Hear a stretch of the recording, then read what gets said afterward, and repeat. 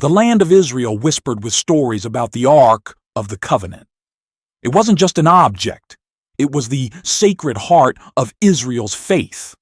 Encased in gold, adorned with cherubim, and carrying the tablets of the Ten Commandments, Aaron's staff, and a jar of manna, the Ark was a physical reminder of God's presence and promises.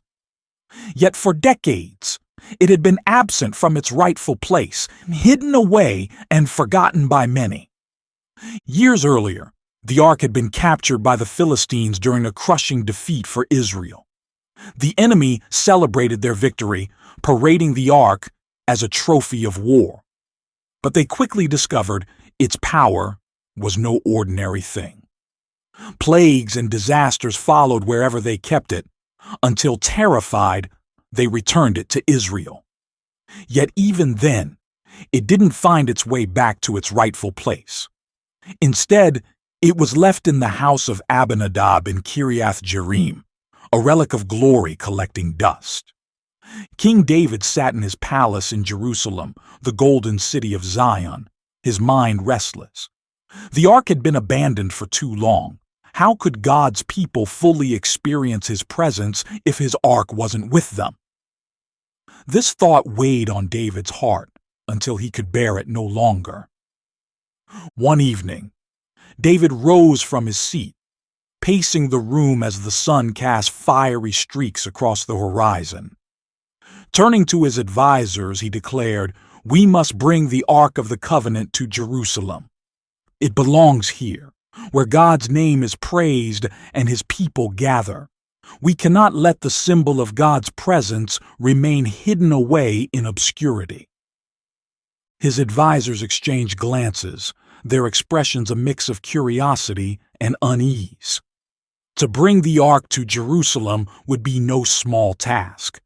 It wasn't just about logistics. It was about handling the holiest object in Israel with the reverence it demanded. "Prepare the people," David continued. "This will be a procession unlike anything Israel has ever seen. The Ark will return to Zion, and we will celebrate the Lord's presence in our midst." Word spread quickly, and excitement rippled through the nation. People from every tribe began preparing to join the grand procession. Musicians tuned their instruments, Levites studied the sacred rituals, and families packed provisions for the journey. The streets buzzed with anticipation. David, dressed in his royal robes, stood at the head of the assembly. "We will place the Ark on a new cart," he announced, his voice carrying over the crowd. "Abinadab's sons, Uzzah and Ahio, will guide it. Together, we will bring the Ark to Jerusalem with music, joy, and thanksgiving." The crowd roared its approval. This wasn't just a king's command, it was a call for spiritual renewal, a chance for the people to restore their connection with the God who had delivered them time and again. As the procession began, the air was filled with the sound of harps, cymbals, and trumpets. The Ark, gleaming in the sunlight, rested on the cart, its presence commanding awe from everyone who walked alongside it. David danced at the front, his heart overflowing with praise. The joy was infectious, and the people joined in, singing and clapping as they made their way toward Jerusalem. For the first time in years, it felt like the nation was united under God's banner. But as the cart rumbled along the uneven path, disaster struck. One of the oxen pulling the cart stumbled, causing the Ark to tilt dangerously. Uzzah, walking beside it, instinctively reached out to steady it with his hand. The crowd froze. Before anyone could react, a flash of divine power struck Uzzah, and he fell lifeless to the ground. A shocked silence fell over the procession. The music stopped, and the joy evaporated in an instant. David stood frozen, his eyes locked on Uzzah's body. Fear and confusion gripped his heart. "What have we done?" David whispered, his voice barely audible. The ark, a symbol of God's presence, had brought death instead of celebration. The people began to murmur, their excitement replaced with unease. David, overwhelmed by the weight of the moment, ordered the procession to stop. "Take the ark to the house of Obed-Edom," he commanded. "We cannot bring it to Jerusalem, not like this." For 3 months, the ark remained in the home of Obed-Edom, a Levite who lived nearby. During that time, Obed-Edom and his household experienced incredible blessings. Crops flourished, livestock thrived, and joy filled their home. When news of these blessings reached David, it reignited his determination. "We must try again," he said to his advisors, his voice resolute. "But this time, we will follow the Lord's instructions. We will honor his holiness as we bring the ark to Zion." For 3 months the Ark of the Covenant remained in the house of Obed-Edom, and during that time word spread throughout Israel about the blessings it brought. Obed-Edom's crops were plentiful, his livestock flourished, and his household was filled with joy and prosperity. The people marveled at the power of the ark, and even King David couldn't ignore the reports. David sat in his palace, reflecting on the tragic events of the failed procession. Uzzah's death had shaken him, filling him with fear and uncertainty. But now, hearing how the ark had blessed Obed-Edom's house, David realized something important. The ark was not to be feared, but revered. It required respect, obedience, and a heart that honored God's holiness. "It's time," David said, rising from his seat. He called for his advisors and priests. "We will bring the ark to Jerusalem, but this time we will follow the Lord's commands. The journey will be made in reverence and humility." Preparations began immediately. David consulted the priests and Levites, ensuring that every detail of the procession would honor the sacredness of the ark. This time, there would be no shortcuts. "The ark must not be placed on a cart," David instructed. "It will be carried on the shoulders of the Levites as the Lord commanded through Moses.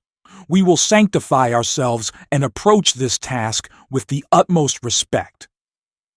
The Levites purified themselves and prepared to carry the ark using the poles designed for that purpose.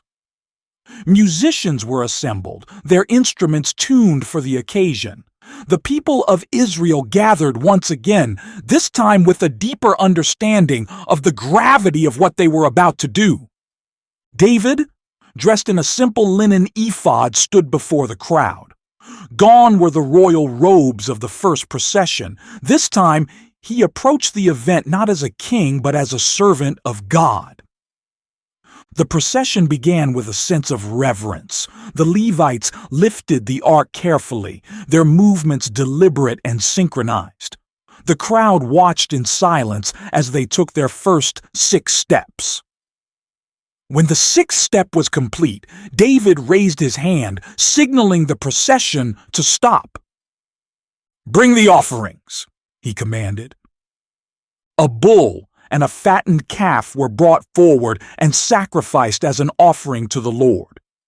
The aroma of the burnt offering rose into the air, mingling with the sound of prayers and blessings. The people bowed their heads, acknowledging the holiness of the moment. Then, as the sacrifice was completed, the atmosphere shifted. The tension lifted, and the people began to sing and play music. Harps, lyres, trumpets, and cymbals filled the air with melodies of joy. David himself led the celebration, dancing with all his might before the Lord. The sight of David dancing was a spectacle. He moved with unrestrained energy, his face glowing with joy. The people cheered and joined in, clapping and singing as they followed the ark toward Jerusalem. It was a celebration unlike anything the nation had ever seen, a moment of unity and worship that transcended social and tribal divisions. But not everyone shared in the joy. As the procession entered the city, David's wife Michal, the daughter of Saul, watched from a window. She saw her husband, the king, dressed in a linen ephod, leaping and dancing among the common people, her face twisted with disdain. "How undignified," she muttered under her breath. To her, David's actions were unbecoming of a king. David, however, was unaware of Michal's scorn. His focus was entirely on the Lord. The procession continued until they reached a specially prepared tent in Jerusalem. The Levites carefully placed the ark inside, setting it down with great care. As the ark rested in its new home, the crowd erupted in praise. David stepped forward, raising his hands to quiet the people. "Today, the Lord has returned to the center of our nation," he said, his voice steady and filled with emotion. "Let us never forget His holiness, His power, and His blessings. May we always honor Him in all that we do." To celebrate, David distributed food to everyone in the crowd: loaves of bread, cakes of dates, and cakes of raisins. The people returned to their homes with full hearts, rejoicing in the day's events. But as David entered his palace, his joy was met with criticism. Michal approached him, her arms crossed and her voice sharp. "How the king of Israel has distinguished himself today," she said sarcastically. "Dancing around half naked in front of the servant girls like some vulgar man?" David's face hardened, but his voice remained calm. "It was before the Lord that I danced, Michal. I will celebrate before the Lord. I will become even more undignified than this if it means honoring Him." Michal turned away, her heart cold. But David's heart was steadfast. He knew that his actions, though misunderstood by some, had pleased the Lord. The Ark of the Covenant was finally in Jerusalem, a symbol of God's presence and favor. The journey had been marked by both tragedy and triumph, but it was a reminder to the people of Israel that God's holiness must be honored. With the Ark of the Covenant finally in Jerusalem, the city felt alive with renewed purpose. The ark rested in a special tent David had prepared, its golden form now a reminder to all of God's presence and holiness. The people of Israel celebrated for days, offering sacrifices and singing songs of praise. The joy was infectious, spreading throughout the land as word of the ark's return reached every corner of the kingdom. For King David, however, the work was far from finished.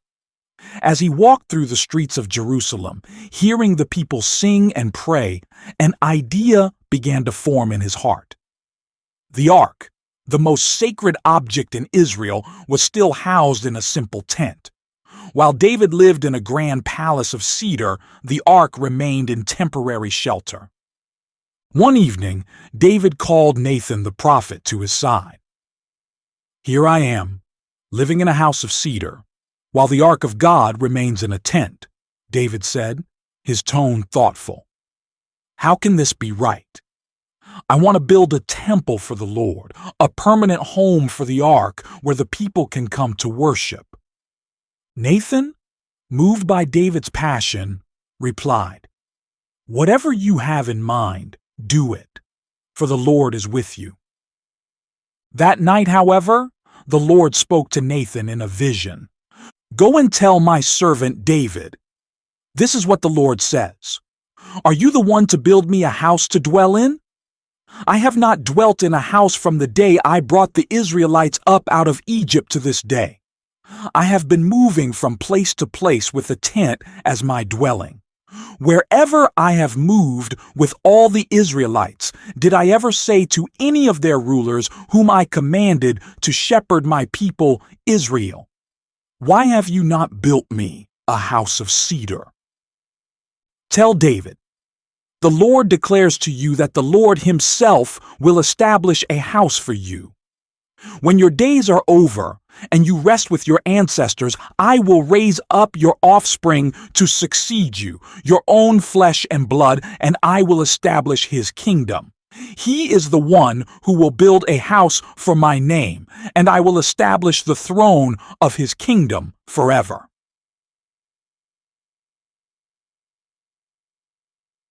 The next morning, Nathan shared the Lord's words with David. The king listened intently, his heart swelling with gratitude and humility. Though he would not be the one to build the temple, God had promised that his son would fulfill that task and that David's kingdom would endure forever. David fell to his knees in prayer. Who am I, sovereign Lord, and what is my family, that you have brought me this far? And as if this were not enough in your sight, you have spoken about the future of your servant's house. Sovereign Lord, you are God. Your covenant is trustworthy, and you have promised these good things to your servant. David's heart was filled with peace. Though he would not see the temple built in his lifetime, he knew that God's plans were far greater than his own. Meanwhile, the ark's presence in Jerusalem began to reshape the nation's worship. David appointed Levites to minister before the ark, offering sacrifices and leading the people in songs of thanksgiving.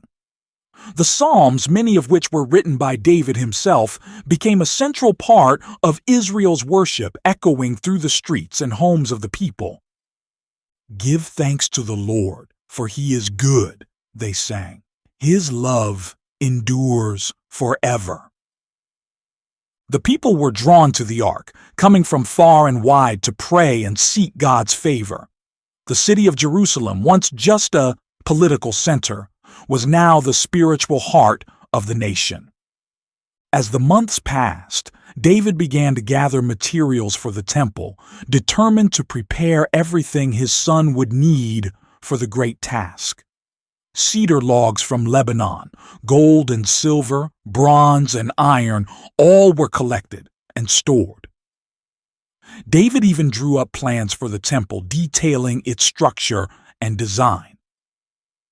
This will not be my work, David told his advisors, but I will do everything I can to make the task easier for my son.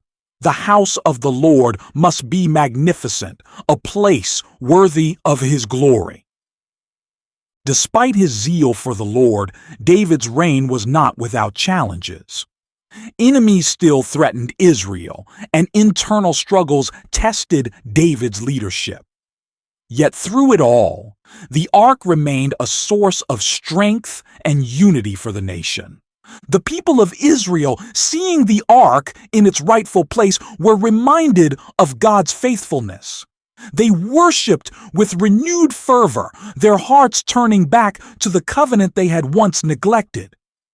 One day, as David stood before the tent housing the ark, he felt a deep sense of fulfillment. Though his journey had been marked by triumphs and failures, the ark's return to Jerusalem was a testament to God's enduring presence with his people. Blessed be the Lord, who has chosen to dwell among us, David said softly, his eyes fixed on the golden ark. May we never forget his holiness or take his blessings for granted. The Ark of the Covenant sat in its tent, glowing in the flickering light of the lamps that surrounded it. To the people of Israel, it was a constant reminder of God's presence. For King David, it was the cornerstone of his reign. As he neared the later years of his life, David felt a sense of urgency to ensure that the ark and everything it symbolized would remain central to Israel's faith for generations to come. David gathered the elders of Israel, the priests, and the Levites. Standing before them, he addressed the assembly. "My brothers and leaders of Israel," he began, his voice firm but filled with reverence. "It has been in my heart to build a house for the Ark of the Covenant, a temple where the name of the Lord will be honored forever. But the Lord spoke to me, saying, "You are not the one to build my house because you are a warrior and have shed blood." The crowd listened in solemn silence as David continued. "Though I will not build the temple, the Lord has chosen my son Solomon to fulfill this great task. He will build a house for the name of the Lord, and his kingdom will be established forever. Now, I charge you all to support him in this endeavor, for this is the work of God." David had spent years preparing for this moment. The stockpiles of materials he had gathered, gold, silver, bronze, iron, cedar logs, were vast and abundant. He laid out the plans for the temple, every detail carefully designed under God's guidance. "The temple will be a place of glory," David said, spreading the plans before the assembly. "Its walls will be adorned with gold. Its floors will shine with polished stone, and its inner sanctuary will house the Ark of the Covenant." This is not just a building. It is a testament to the Lord's greatness and our dedication to Him. Turning to Solomon, David placed a hand on his son's shoulder. "My son, be strong and courageous. The Lord has chosen you for this task. Do not be afraid or discouraged, for He will be with you every step of the way. Seek Him in all you do, and He will make your paths straight." Solomon, though young, nodded with determination. He understood the weight of the responsibility his father was entrusting to him. As preparations for the temple continued, David devoted his remaining time to worship and reflection. He wrote psalms that would guide Israel in their prayers and praises, many of which were inspired by the presence of the ark. "Sing to the Lord, all the earth," David wrote. "Proclaim His salvation day after day. Declare His glory among the nations, His marvelous deeds among all peoples." These psalms echoed through the streets and fields of Israel, binding the people together in their devotion to God. One bright morning, David stood before the tent of the ark, surrounded by his family, his advisors, and the people of Jerusalem. It was a day of thanksgiving, a time to reflect on all that God had done. David raised his hands and began to pray, his voice carrying over the gathered crowd. "Yours, Lord, is the greatness and the power and the glory and the majesty and the splendor, for everything in heaven and earth is yours. Yours, Lord, is the kingdom. You are exalted as head over all. Wealth and honor come from you. You are the ruler of all things. In your hands are strength and power to exalt and give strength to all. Now, our God, we give you thanks, and we praise your glorious name." The people responded with a thunderous "Amen," their voices rising in unison. As the sun began to set, David sat alone in his palace, gazing out at the city of Jerusalem. The ark's golden glow could be seen from the tent, a beacon of God's presence and promises. David's heart was full. He had lived a life of battles, triumphs, and mistakes, but through it all, he had sought to honor the Lord. In his final days, David called Solomon to his side once more. "Remember, my son, the ark represents the very presence of God among His people. Guard it, honor it, and ensure that its place in the temple reflects its holiness. And above all, walk in the ways of the Lord with all your heart and soul." Solomon nodded, his eyes filled with a mixture of grief and determination. He knew that his father's legacy was not just in the kingdom he had built, but in the faith he had upheld. As David passed from this life, the city of Jerusalem mourned deeply for their king. But his vision for the ark and the temple endured. Under Solomon's reign, the temple would be completed, a place of worship and awe where the Ark of the Covenant would rest permanently. And though David's earthly journey had ended, his psalms continued to echo through the ages, reminding Israel of the God who had guided them, provided for them, and dwelt among them.